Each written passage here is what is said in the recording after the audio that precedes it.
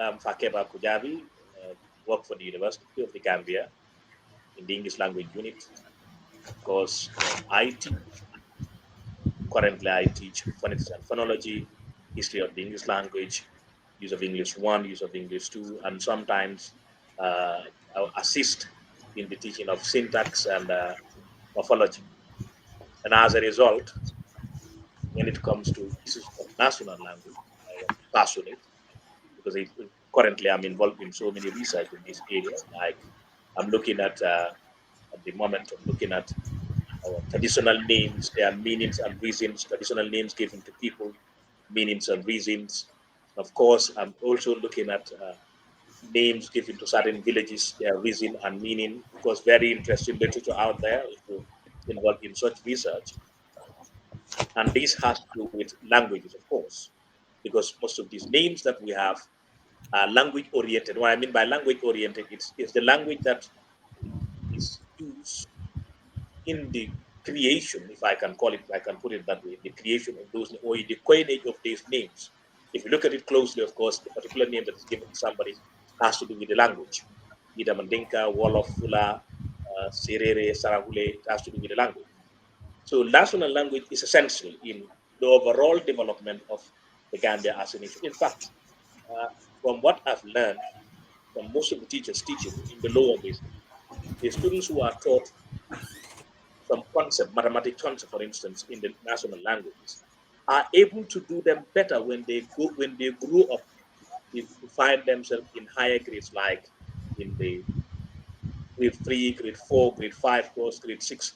They easily understand those concepts that we were taught by using national languages. So national language is an essential tool that we can use to develop this country in all platforms, be it in science and technology, be it in linguistics, be it in other areas like communication and all that. So it's essential. And as a result, promoting it is fundamental. He's somebody that I've interacted with on several platforms, several occasions, and of course, we did a lot of things in common. Uh, Madam Raki Jalo, Yeah, Mr. can Kujabi, you good hear me? afternoon. Good afternoon. Yes, I can hear you. Hello to Very well. everybody. Good afternoon to you all. Okay. Hello, Madam Annie Raki. Cisse, how are you doing? I'm Dr. fine, Charobari, darling. how are you? Good to meet you. Yeah. Yeah, it's nice to meet you too. Mr. Kujabi, thank you very much for the invite and thanks for the introduction. It's a hello from me. Good afternoon to everyone that is viewing us at this point. Um, this is to give an introduction, just to introduce my topic, my theme rather.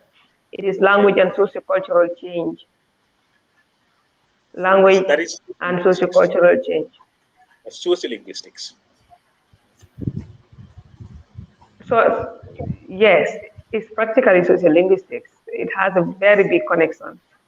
It has a very big connection. So, um, it is just to say English being the official language inherited from our Gambia's colonial past, rather. Like, it is this language that the colonial masters handed over to us. And then it is used in the literary space, and it is the source of communication. It is the mode of communication, the formal mode of communication, and it has been a source of controversy. Like, you speak English in certain areas, and then it's like, why are you speaking English to us when we are not when we don't know how to speak English, and when we are not English in a particular way, but then it has to be spoken at some point because it's the official language. So the sociocultural effects of language in the Gambia's literary space are complex and they are multifaceted. Now, the preferences for English has led to the neglect of indigenous languages, and the indigenous languages are viewed as less prestigious and less marketable. But nonetheless, some of our literary gurus have been writing have been inculcating the local languages, that is our national languages to say, into their writing. Notable of them is Nana Gray Johnson and Baba Silla when the monkey talks. Nana Gray Johnson's The Magic Calabash. There's some little bit of national languages in them. And Eye of Ebony of Nana Gray Johnson, Bechek of Musaba, just to name a few. Now, these are books that we've seen the local languages being inculcated in them. Now, despite the linguistic hierarchy and everything, some Gambian writers have successfully incorporated indigenous languages, like I rightly said, that is the likes of Nana Gray Johnson, the likes of Musaba, the Scribbler, the likes of Dr. Cherno Omar Bari, just to name a few. Now, the use of indigenous languages in literature not only celebrates cultural diversity, but also provides a platform for the preservation and the revitalization of our endangered languages. So that is just to say, inculcating these languages in our writings, be it English language, be it French, will revive our cultural heritage. That is to say, our national languages are also in use and everything. So just to say a few words, that is my introduction of language and sociocultural change. Great, great. That's interesting to know. Now, when you say language and sociocultural change, of course, that's a good introduction. Can you elaborate more on that in connection with national languages?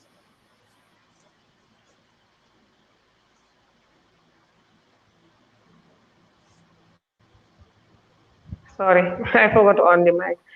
That is the relationship language has with sociocultural change, right? If I get your question. See, what we're talking about here is we're talking about language and sociocultural. Of course, language and Mm-hmm. socioculture is essential, and you've given us an in-depth introduction by quoting various writers by Yes. using. Now, here we're talking about national Mm-hmm. languages. What are the essence, or what are the interlinks, the intertwine, if you feel like? What do you think is fundamental for us to why do you think it's fundamental for us to learn local language or national language? I want you to change from use the issue of using local languages to national languages. Because in linguistic studies, we don't use Yeah. local language. Local is pejorative. So Mm. instead you should use Yeah. national language. So I want you to change from the Yes. dimension to Yes. using national language.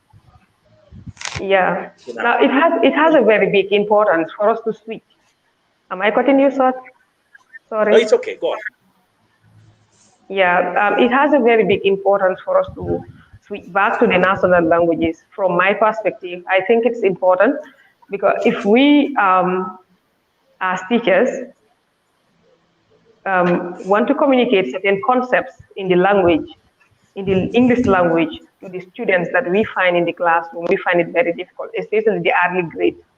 Inculcating it into our, especially in our teaching and learning activities, is important, is vital because for kids to understand us, in certain grades, like the early grades, you have to switch back. Like you have to switch back to the national languages that you know the students will understand you, for you to communicate to them certain concepts in the subject areas that you're teaching, for them to get what you are saying. So that is just to say that it's very important for us to look into the usage of our national languages in our mode of communications, be it in the schools, be it in the media, be it in other areas. Like in certain places, you communicate to them in English, they don't get what you're saying, especially in the teaching and learning. That's where my point is. Because English as our L3, or sometimes in most cases our L4, is not our mother tongue, as we rightly say, as we call it. It is not something that we are born and bred with. So the languages that we're used to speaking are the ones that we understand best, especially at the early grades. So me seeing the school system incorporating national languages in the syllabus, in the curriculum that they teach in, has given me hope that maybe one fine day we will communicate in the languages that we know best, like not the English language that we're using as the official language. So English being the official language is okay. It's official. It can be in written and everything, in writing and everything. But the communication, whether it will sink to the people that you're communicating to, is what matters.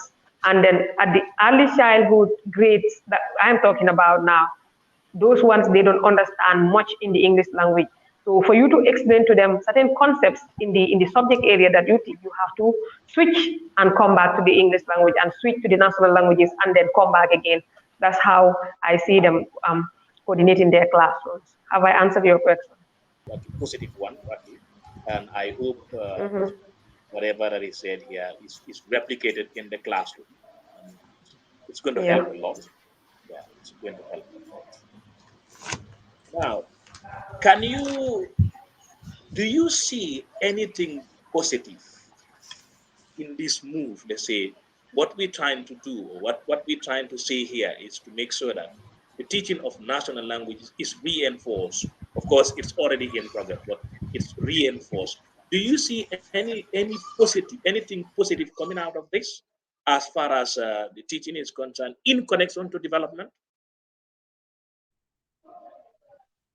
Yes. The teaching of national languages in the school system, yes, I think it's yielding positive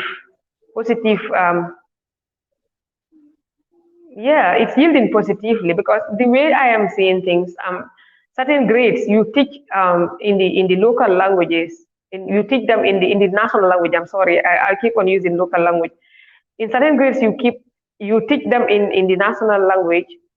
It makes understanding better. It makes the communication flow, like the interaction between the students and the teacher. There, you will see that they will understand and the response will be there. Um, the last time I checked, there was this class that I visited. I found the teacher because I just wanted to see how it is done. The Wolof class, the Fula class, the Jola class, the how to call it, the Mandinka class. It's not Jola, it's Mandinka. Mandinka, Wolof, and Fula are what are taught at the primary level. I have a school that is nearby. So I stepped into this class and I saw the teacher switch to the national language to explain. It was the Wolof class, to explain a concept, a particular concept for the students to get what he was trying to tell them for over 30 minutes in the English language that they could not understand, just for him to show me that the national language being used as a mode of communication is faster for them to understand what he's trying to tell them than you teaching them in the English language. Like when you're speaking to them in English, it's like they're just looking at you like this because it's an infant class, a grade 3 class. They were not getting what he was saying. And the event he switched to the national language to explain to them in Wolof what he was trying to tell them. That is when they started to respond to his teaching. So that is to say there is an impact that is being made there with the usage of the national language, because if he did not switch to the national language now to explain that particular concept to them, they wouldn't have understood what he was trying to teach them. So that is to say the impact is there. Yes.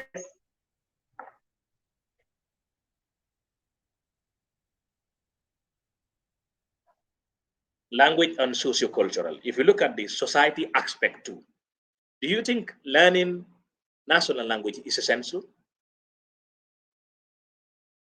from both the social Well, in and the the cultural? society, yeah, in the society that we live in, the socio-cultural effects of language, that the how to call it, the official language, that is the English language that we use at school. Well, I would say it's important that we have an official language for communications and documents and for diplomacy and other aspects. But when it comes to the day-to-day life, well, I don't think there is much impact that it will have on the society per se, the locality. Don't Like, you think? Don't you think it can create that understanding, that mutual understanding, it to ease up interaction and, of course, bringing people closer, bringing people together? Because once language is yes, understood, as a way of yes. linking people, creating that close affinity. Don't you think so? Yes, I think so. That's something that I agree to. I subscribe to that. Language. If we can interact like in a nice way, like we can communicate and the communication flows. You understand me and I understand you. It makes cohabitation easy. It makes the relation. It cements the relationship because there I speak your language, you speak my language. I that I subscribe to. Yes. Interesting.